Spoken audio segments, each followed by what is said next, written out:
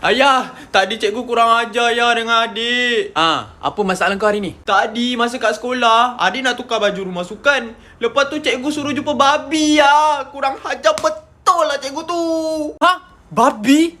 Ya, babi. Cikgu kau suruh jumpa babi? Kau tunggu jap, biar aku call cikgu ni. Call cikgu ya, call. Kepala botak cantik berseri. Pusing ke sini. Hello? Hello babi. Oi. Hello cikgu. Anak saya nak tukar baju rumah sukan je. Kenapa cikgu suruh jumpa babi? Kau jangan sampai aku datang sana jumpa kau. Aku stalek kepala botak kau tu. Hei budak inilah. Aku suruh jumpa cikgu Bobby. Bukan babi. Yang babi tu anak kau. Hei budak inilah tak faham betul lah. Yang Bobby tu fikir kanan sekolah ni. Cukuplah bulan gaji diterima. Sekarang ni